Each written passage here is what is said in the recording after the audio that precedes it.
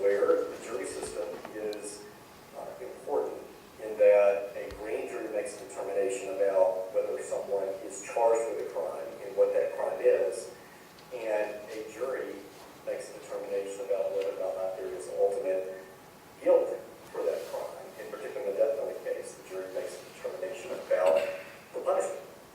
Is the sentence going to be death?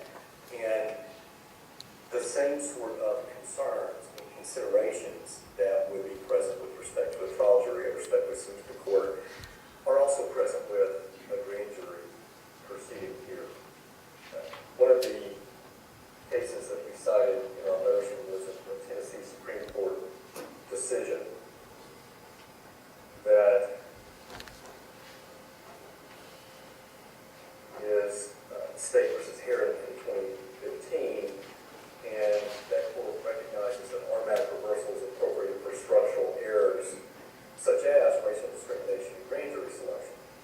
And we cited that case really for the reason that this court does have authority to take a look at considerations over the grand jury. And when you track back the authorities, though, that Herron relies upon for that proposition that racial discrimination in the grand jury proceedings can form a basis for structural error and reversal, you go back to Vasquez versus Hillary from the U.S. Supreme Court in 1986. And Vasquez, the defendant was convicted in California and spent the next 16 years in state post-conviction proceedings raising issues concerning the composition of the grand jury and the fact that the grand jury that indicted him was all white and he was black. And finally, in federal habeas corpus proceedings in the district court over that death conviction and death sentence, the district court allowed additional discovery to occur about the underlying grand jury proceedings and grand jury process. That case goes up to the U.S. Supreme Court. And in 1986, the U.S. Supreme Court reverses and says that since that Mr. Vasquez had been indicted by an all-white grand jury, and there was some evidence that there had been irregularities in the grand jury process with respect to how the grand jurors had been selected for years in that particular jurisdiction, the court granted the writ of habeas corpus, reversed the sentence of the conviction. Obviously here, we're at the very beginning stage, and we're raising these issues now, before the grand jury has been impaneled, before the presentation of evidence before the grand jury, in order to not only preserve these issues, but to make certain that if there are any issues here, that we get that information, it can be dealt with, and it can be raised, as opposed to dealing with it years, if not decades from now, should there be a conviction and a death sentence. So, with respect to a change of grand jury veneer for the authorities that we have laid out in our motion, we respectfully ask the court to employ the procedures that we have advanced, and let's pick a jury members for this grand jury outside of Blount County. The state relies strongly on State versus Hill, a court of appeals decision from, I believe, if my notes are correct, 1992, that states that the grand jury indictment is jurisdictional, and that the person has to be indicted in the county where the offense occurred. And Hill's analysis is very short. Hill does not deal with or close the issue of picking grand jurors from another county to make that probable cause determination. And also, Hill was 2 years prior to the Tennessee Supreme Court decision in Nichols, and which is where we get the change of the veneer statute from, where the Tennessee Supreme Court endorsed what you call this unusual procedure that the trial court employed in that case to pick jurors from another county in order to deal with the potential for prejudice and bias and the fairness of the trial concerning the pretrial publicity that occurred in that case, in the summation of the case. And so Hill cannot be read, this court can Hill's decision to prevent that sort of process occurring here with respect to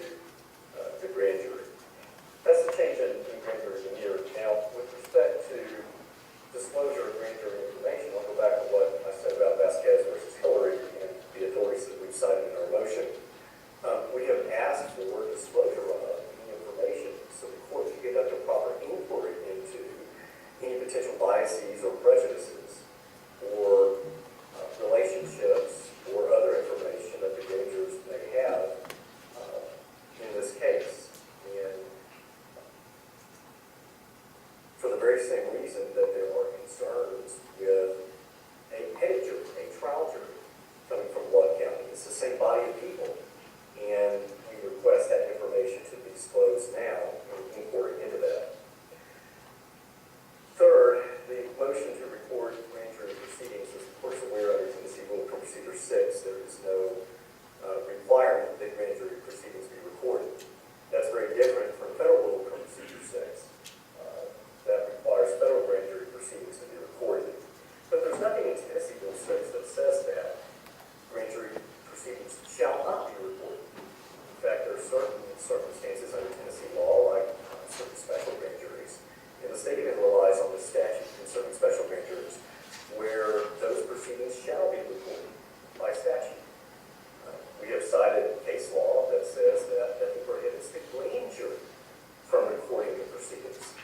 And here, in this case has already been presented once to the grand jury. Several additional charges came out of that grand jury proceeding from what the initial charges were. The court remanded this case. We had a preliminary hearing. We would anticipate that the state's going to attempt to get the grand jury to also charge a significant number of additional offenses beyond what were bound over by the special sessions court that heard the proceedings at the remanded preliminary hearing just a few months ago. And recording the grand jury proceedings when there's already been one presentation, when there's been a preliminary hearing, are critically important. One, in order to make certain that there are no additional irregularities, but two, to preserve that testimony and preserve that information. And we've already pointed out how, and we detail this in our motion, that there are already inconsistencies in the information that were in certain law enforcement interviews in this case, in the testimony that was elicited at the grand jury or at the preliminary hearing on demand. And that's all the more reason, particularly given the fact that this is a death penalty case, that testimony of witnesses in any proceeding, to include a grand jury proceeding, be recorded, be preserved, and that they can be provided so that Mr. DeHart receives effective assistance of counsel, due process, the ability to confront the witnesses against him at trial. And the best time to make certain that information occurs is now. And so that information can be had. Finally, we filed a motion that the grand jury should make the determination about the aggravating factors that the state may allege again and file a death notice on concerning Mr. DeHart in this case. It is true, and we don't shy away from this authority, that the Tennessee Supreme Court so far has continued to hold that a grand jury need not find the aggravating circumstances that can elevate a punishment that otherwise would be life up to death. And in Cunningham versus California, the U.S. Supreme Court reversed, in light of Cunningham, they reversed through Gomez, Tennessee's sentencing scheme that required our sentencing scheme in Tennessee to be fixed by the legislature to get rid of any sort of presumptive sentences. And the Tennessee Supreme Court's decision prior to that said that aggravating factors to that if be charged to a jury was prior to, or to a grand jury, was prior to Cunningham. We've cited this authority, but as a matter of federal law, with the federal death penalty, it is presumed that those have to be charged in front of the grand juries in light of a Ninth Circuit on-block decision, U.S. versus Allen, and that occurs all over the country with the federal death penalty. And so, we respectfully submit to the court that the grand jury here in Tennessee has an absolute constitutional right to a grand jury, and that the later Tennessee Supreme Court decisions that just cite and rely without significant analysis its decisions prior to more recent decisions from the U.S. Supreme Court are wrongly decided at this point, and we need to preserve that issue for Mr. DeHart and have the aggravating factors found by the grand jury before we can proceed forward. The state takes the position that they're going to follow the current law of the Tennessee Supreme Court, and they're not going to present the aggravating factors to the grand jury. I respectfully submit to the court this is one of those issues that has not made its way up to the U.S. Supreme Court in the right case yet. It's not been preserved and percolated on that issue. And this is one of those issues, though, that even if the state maintains that it's not required to do something under present law, and I believe under federal law they do have to do it. But even though they're saying that it's not required under present Tennessee authority to do so, why not do so? Why is the state going to make a determination that they don't believe that they have the ability to do that and present that to the grand jury? So these motions in concert, what we ask for, are procedural protections for the grand jury determination of probable cause in this case. Thank you. Thank you. General Desmond, your response? Thank you, Your Honor. Your Honor, as the defense states, there are 4 motions before this court wherein the defendant through counsel is asking this court to issue certain orders directing activities regarding the upcoming. And I'm going to interrupt you for just a moment because I would assume, is there in your motions, there were some jurisdictional issues? They have not been addressed. So at this point, Mr. Johnson, I need to go back and ask you, are you still challenging the jurisdiction of the circuit court over this matter? I'm not challenging the jurisdiction of the circuit court at all, Judge. We filed our motions initially with both the Sessions Court and with the Circuit Court because of there's some authority that the Sessions Court retains jurisdiction over the defendant, but the Circuit Court has jurisdiction over the grand jury. But the Circuit Court obviously retains jurisdiction over issues concerning bail of the defendant. And so I'm not raising any sort of jurisdictional issue with respect to Your Honor in the Circuit Court determining these motions. We filed those before both courts really opened buttons of caution. Okay, I just want to make sure we got that on the record. So I apologize for interrupting. No, thank you. Thank you. Your Honor, the defendant asked this court to issue orders relative to the upcoming grand jury proceedings. And obviously the state has briefed this and the court has read the briefs of both parties, so the state will be brief, but it is really just the principal position of the state that grand juries are constitutionally created independent bodies that candidly aren't controlled by the prosecution and except for enabling statutes aren't really controlled by the courts either, with all due respect. There are 2 cases, State v. Welch. In 2019, the Court of Appeals stated the trial court's role in enabling the activities of the grand jury does not empower it to become involved in the business of that body. And the Penley Court stated that grand juries have the power to act independently of both courts and prosecutors. The independence of the grand jury requires that courts not rush that body to judgment, which this court is not doing, and that due to secrecy requirements, trial courts are not really privileged to know information regarding the status of cases before grand juries or their proceedings. The state sets it out to say that's the default setting. The default is that grand juries are independent bodies who kind of control themselves. They make decisions themselves, and something has to intervene in order to change that default setting. And it is the state's position that when any party, whether it be the defendant or the prosecution, seeks to alter or change the proceedings of a grand jury, that they assume a burden of proof when they do that. That they have to show either a specific abuse within the grand jury process, or they have to establish proof before a court that the information that is being sought is necessary to that party to prepare for trial.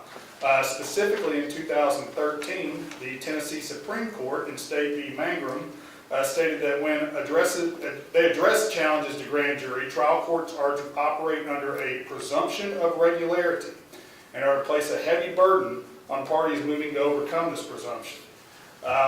So it is the state's position that the defendant now possesses a heavy burden to put proof before this court that something irregular is happening in the Blount County grand jury. And respectfully, the state submits that there is no proof before this court. Mr. Johnson mentioned in his statement, the United States Supreme Court in this other action found irregularities and how the grand juries in that jurisdiction were selected. There has been no proof of any irregularities before this court here today. Candidly, I think the only proof that Mr. Johnson can state the court has would be the order of the agreement to change the pettit jury denier. That is the only proof I think that is currently before the court that could be relied upon in furthering the defendant's argument. So apart from that, it is the state's position that this court has been presented with no proof whatsoever of any irregularities, of any bias, of any prejudice, other than that agreed order that the parties entered previously in this matter. Specifically, as to the defendant's motion to change the grand jury denier, it is respectfully the state's position that the defendant is asking this court to disenfranchise the current Blount County grand jury of the constitutional duties that they have taken an oath to uphold. And he's asking the court to impanel a special grand jury of citizens from somewhere else in the state. And this request is based solely on speculation that the current grand jury is biased or prejudiced against his client. And the state just disagrees with that speculation and contention. Respectfully, the defendant has not offered proof to establish that the Blount County grand jury are biased, but is asking the court to rely on that previously entered order regarding the pettit jury, and is asking this court to say that because of that order, the court must conclude that the current grand jury is tainted and prejudiced. And the state really has two issues with this argument. First, the state entered the agreed order regarding the pettit jury based on its review and understanding of Tennessee jurisprudence. There are dozens, if not hundreds, of examples in Tennessee jurisprudence where pettit trial juries have been moved to other venues, other venires based on factors and the considerations that the court and the parties are to consider. There are clear, established examples in law of trial jury venues or venire panels being changed based on certain factors existing. There are 0 examples in law of grand jury panels being moved to other venires based on this. 0. So the state makes its decisions based on how law is established, based on precedent. We look at our case, we look at the circumstances of our case, we look at the applicable precedent, we say, what do we think is the correct path forward on this particular case? Because, again, of established precedent regarding pettit and trial juries, the state decided not to pick that battle, not to fight that battle. There is 0 jurisprudence, respectfully, the state would submit, that states that a grand jury should be moved to another venue. That the state cannot find, and I don't believe the defendant has cited in any of his filings a case on point that says a grand jury should be moved to another jurisdiction under these scenarios. So that is issue number 1. Secondly, the defendant's argument that the order the state signed regarding the trial jury should extend to the grand jury is directly contradicted by the case he cites making that argument. He cites United States Supreme Court in United States v. Bryan for his main supposition that if prejudice is assumed as to pettit juries, it may also be assumed as to grand juries. But the very next sentence, the very next 2 lines of that holding, go directly to his contradiction that the remedy is to move the venue for the grand jury. The O'Brien court goes on to state in the very next sentence that it does not follow that the remedy for possible exposure to inherently prejudicial publicity should be the same for grand juries as it is to pettit juries. So immediately after the language Mr. Johnson quotes that prejudice for pettit juries should be assumed to grand jury, the United States Supreme Court in the very next line states, but the remedy for that is not the same as it is for pettit juries. And they go on and explain that, and the state put the entire quotation in its brief, and I won't read it here today, but we respectfully submit that there's just no authority to support the defendant's position that there's an appropriate remedy to move a grand jury to another jurisdiction without proof of some sort of specific prejudice, specific abuse, and that has not been shown here today. Your Honor, the state is going to be very brief regarding the defendant's request regarding aggravating factors. I think Mr. Johnson concedes that the Tennessee Supreme Court has addressed this issue specifically, and he is simply wishing to preserve this issue for appeal and hopes that he can change the Tennessee Supreme Court's mind if this case ever reaches that level. So the state will just note that there's controlling case law directly on point regarding this specific issue. Would respectfully submit that the court is bound by that controlling case law, and until such time that the Tennessee Supreme Court changes their mind and decides that Mr. Johnson's position is correct, the court is bound by that case law. So we respectfully we're gonna move on. Other than to mention that chronologically it doesn't really make sense. There are Tennessee statutes that state when the state can file a death penalty notice and when the state can allege aggravating factors, and those statutes indicate that's after indictment and after information. So in theory, if the state were to allege aggravating circumstances prior to indictment, we would be violating 12.3, which talks about when our notice is filed and things like that. But again, the Tennessee Supreme Court, I think, has ruled on this clearly and respectfully asked the court to follow that precedent. To the third issue regarding the defendant's motion to disclose information about the grand jury, the state's really concerned about this because this is a metaphorical Pandora's box in the state's mind. The district attorney's office doesn't have information about the grand juries. We don't participate in voir dire where we ask grand jurors specific questions. They are asked questions about their qualifications per the statute. Are you qualified to serve on the grand juror, do your residency, and not having an opinion case before the court, and things of that nature. But the state doesn't possess specific information about the grand jurors. And in order to get that information, we would then basically have to begin voir dire and grand jurors and interjecting ourselves into the grand jury selection process.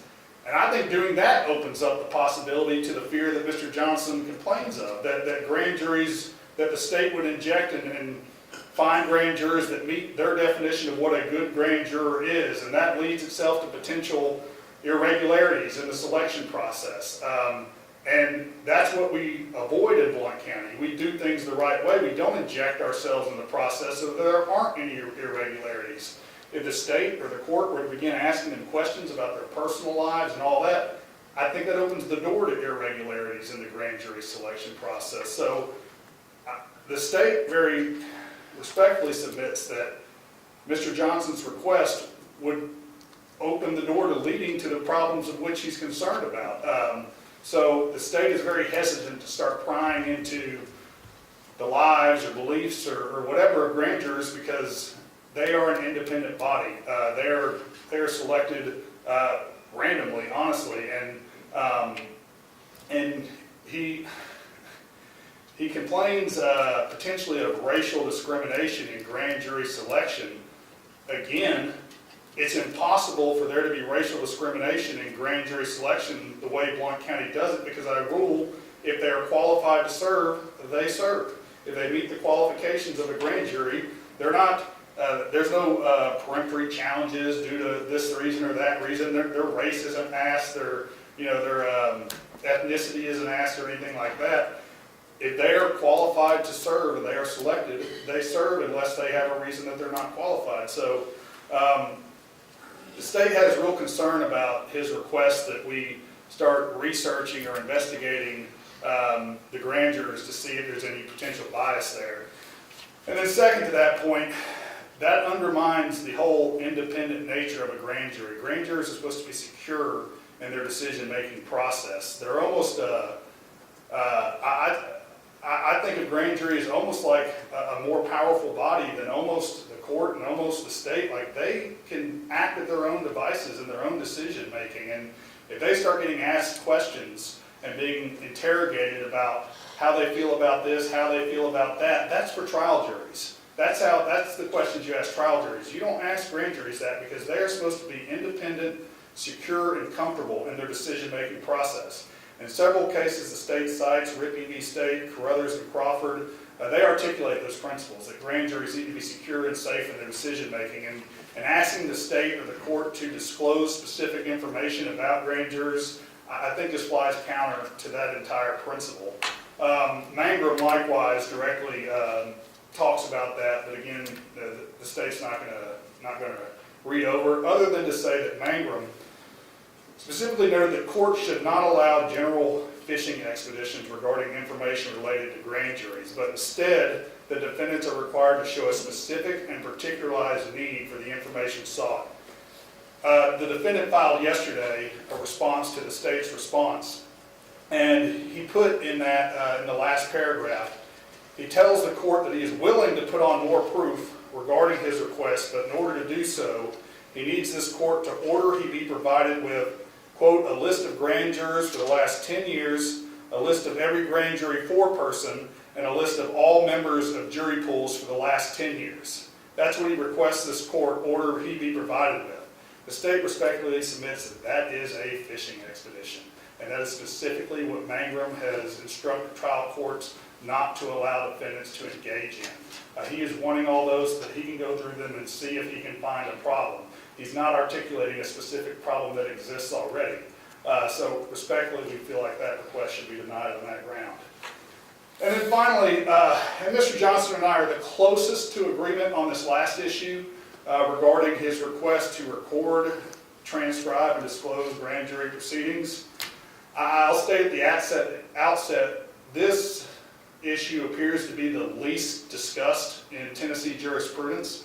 There's not a whole lot of case law directly on point about grand jury recording and how that comes about.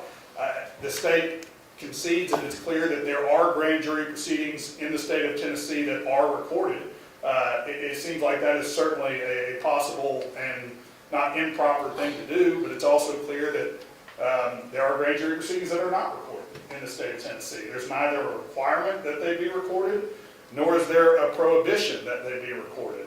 And there's really not any case law that says this is how that decision is made. This is how the determination about whether they are recorded or whether or not recorded is made. So the state just falls back on the previous authority that's referenced, that grand juries are independent bodies that make their own decisions. And it's clear the only case the state found on point was Tiller that said the district attorney's office, the state can't order, we can't record grand jury proceedings of our own accord, of our own volition. I think that's very clear. They quote, we conclude it is proper for the grand jury, but not the district attorney general, to record or have recorded testimony of witnesses appearing before the court. So it is the state's position that is within the province of the grand jury. If the grand jury chooses to record the proceedings before it, I think they have the authority and are authorized to do so. If they choose not to and say we are not going to record the proceedings before us, I think they have the authority and province to make that decision as well. So it's the state's position about whether or not those proceedings are recorded is up to the grand jury, and then whether or not the defendant, if those proceedings are recorded, ever gets those, is whether or not he meets the burden of proof of the exceptions that are provided in the rule. But that would be litigation for another day if we ever get to that scenario. Just in conclusion, there is no proof. It is the state's position that Blount County selects and impanels and authorizes grand juries to conduct its activities the right way. We follow the statute, we follow the law. There is no proof of any irregularities in the selection or impaneling of our grand juries. There's nothing before the court that suggests that things aren't done the right way in Blount County. And we've heard a lot, but as everyone knows, what lawyers say and what lawyers argue is not proof. And there's just no proof of any irregularity. There's no proof that the Blount County grand jury is biased. There's no proof that the Blount County grand jury is prejudiced. There's no proof whatsoever that there's anything irregular. And as the court tells trial courts to proceed on the assumption of regularity, and there being an absence of any proof of irregularity, it is the state's position that all these motions should be denied. So respectfully, we ask so. Thank you. Mr. Johnson? Thank you, Your Honor. Let me get back up first to the arguments of the the issue concerning, we have not met some sort of burden here. It's important to note that those are all decisions, back in itself included, where there has been an after-the-fact challenge to the grand jury process after there's already been an indictment and a conviction in a case. And the state's argument about I can cite to no authority on certain things concerning the grand jury, such as no authority concerning how we should change the grand jury veneer in this case, is really due to the unique procedural posture of this case. These sorts of issues normally don't have an opportunity to be raised prior to presentation of a grand jury, particularly in death penalty cases. And that's really due to the unique procedural posture here, where there was a remand for a new preliminary hearing due to the issues that caused that remand. Here, there is an agreed order that was before the court, here by the court, concerning that a change of veneer was necessary for a fair trial with respect to the guilt-innocence phase and the penalty phase of these proceedings. That same prejudice, that same concern applies to the grand jury. And I did cite, I believe, a First Circuit case for that. And the state goes on to argue some of the later language in that case that says that the same remedy that applies to a petty jury to deal with those issues may not apply with respect to a grand jury. And some of the language in that case talks about because a grand jury is dealing with probable cause and there are different evidentiary concerns. Just because the remedy may be different, and doesn't mean that it's still not a problem that there needs to be a remedy for and that needs to be addressed. And here, while the parties have agreed that one way to deal with these issues with the trial jury is to change veneer, we have reserved other remedies to deal with these issues. And those are issues that are before the court, such as complete change of venue and other potential remedies. And so here, we've raised the issue, the same prejudice that is, we have agreed would occur in trying this case in front of the trial jury in Blount County also exists with respect to the grand jury. The state made arguments concerning, if I understood correctly, that if we were going to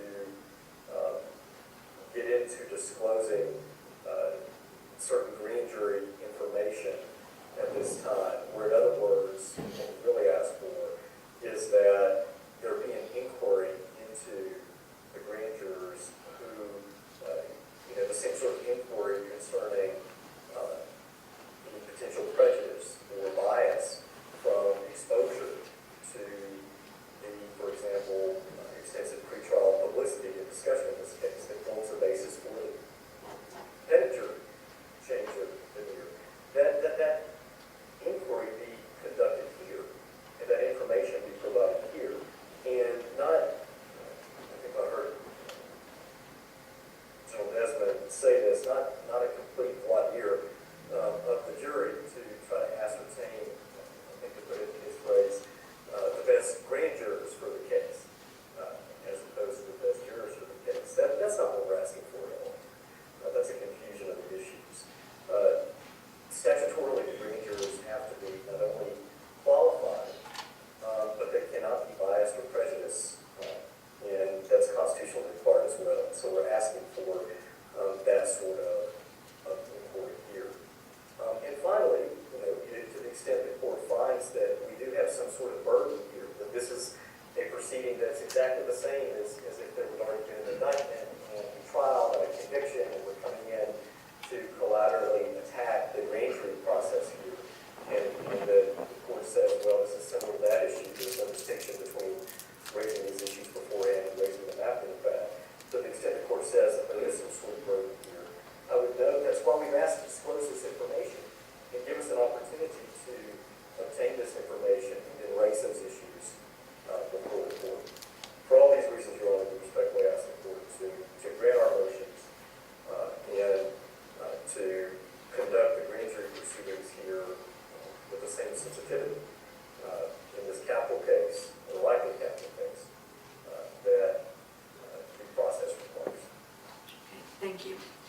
So as I had stated at the beginning of the hearing, I appreciate the extensive pleadings, memorandums, the briefs that have been provided to the court. I've reviewed those several times and will take those into consideration along with your arguments here today.